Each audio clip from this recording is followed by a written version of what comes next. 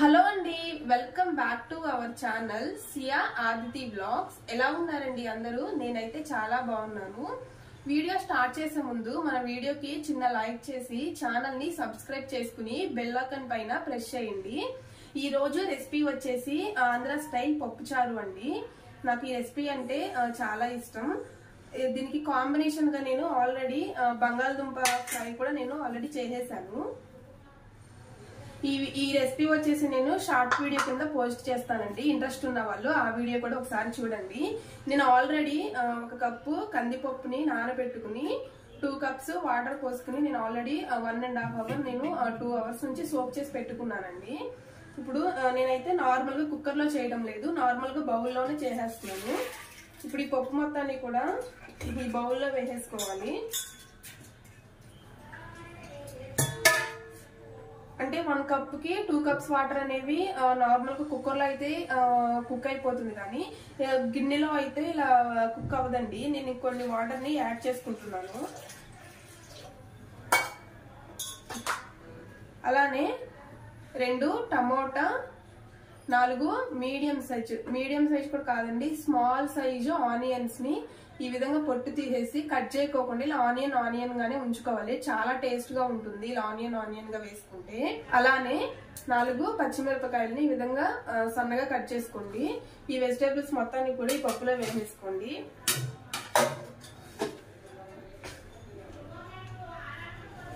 ఇప్పుడు 1/2 tea spoon పసుపుని వీటిల్లోకి add చేసేసుకుని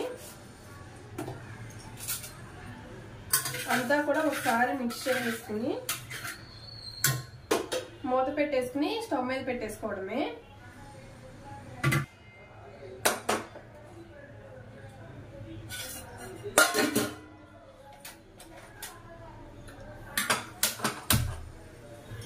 నేను 2 అవర్స్ సోక్ చేసుకున్నాను కాబట్టి గిన్నెలో పెట్టుకున్నా సరే త్వరగానే పప్పు అనేది కుక్ అయిపోతుంది.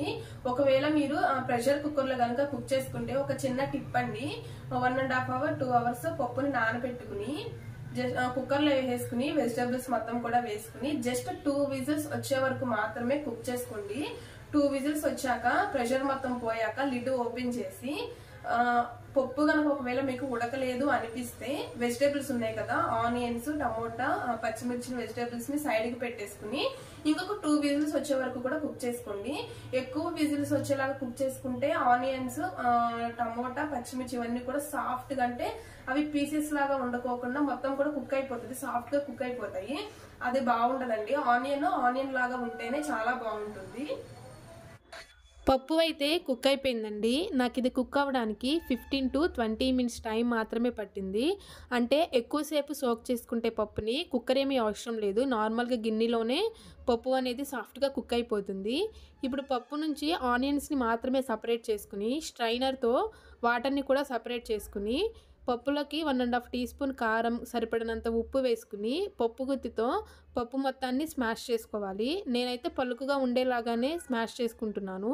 మీకు ఇష్టం లేకపోతే సాఫ్ట్గా స్మాష్ చేసుకోవచ్చు. ఇప్పుడు మనం సపరేట్ చేసుకున్న వాటర్ని కూడా యాడ్ చేసుకుని అలానే నేను పప్పుతో పాటు ఈ చింతపండుని కూడా మీడియం సైజు నిమ్మకాయ అంత చింతపండుని నానబెట్టుకున్నానండి. ఇప్పుడు ఆ గుజ్జు మొత్తాన్ని కూడా దీనిలో వేసేసుకోవాలి. నెక్స్ట్ మీకు ఎంత చిక్కగా కావాలో చూసుకుని సరిపడినంత వాటర్ని యాడ్ చేసుకోవాలి. నెక్స్ట్ మనం సపరేట్ చేసుకున్న ఆనియన్స్ని అలానే కాడలతో సహా కొత్తిమీర, కరివేపాకుని యాడ్ చేసుకుని ఒకసారి అంతా మిక్స్ చేసుకున్నాక స్టవ్ మీద పెట్టుకుని పొంగు రాకుండా బాయిల్ చేసుకోవాలి. ఫ్లేమ్ని మీడియంలోనే పెట్టుకుని పొంగు వస్తే పప్పుచారు ఫ్లేవర్ మొత్తం కూడా పోతుందండి.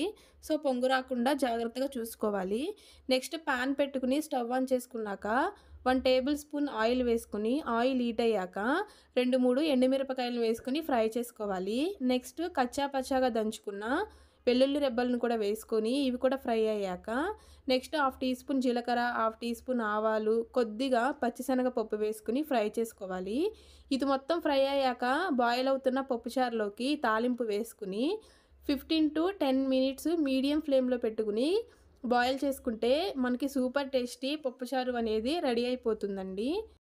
మీకు ఇంగువ వేసుకోవడం ఇష్టం ఉంటే తాలింపులో అయినా యాడ్ చేసుకోవచ్చు. లేదు అంటే బాయిల్ అవుతున్న ఈ పప్పుచారులోకైనా మనము తాలింపు వేసిన తర్వాత అయినా సరే యాడ్ చేసుకోవచ్చు. ఇది కంప్లీట్‌గా ఆప్షనల్ అండి. ఓకే అండి. పప్పుచారు రెడీ అయిపోయింది. దీనికి కాంబినేషన్‌గా ఆమ్లెట్ అయినా బావుంటుంది. మామిడికాయ పచ్చడైనా బావుంటుంది. ఇంకా బెస్ట్ కాంబినేషన్ చెప్పాలి అంటే అప్పడం చాలా బావుంటుంది. నేనైతే ప్రెజెంటు పొటాటో ఫ్రై చేశానండి. ఆల్రెడీ మీతో చెప్పాను కదా! ఓకే అండి. వీడియో నచ్చితే చిన్న లైక్ చేసి మన ఛానల్‌ని సబ్స్క్రైబ్ చేసుకుని బెల్ ఐకాన్ పైన ప్రెస్ చేయండి. మరిన్ని వీడియోస్ తోటి మీ ముందుకొస్తాము.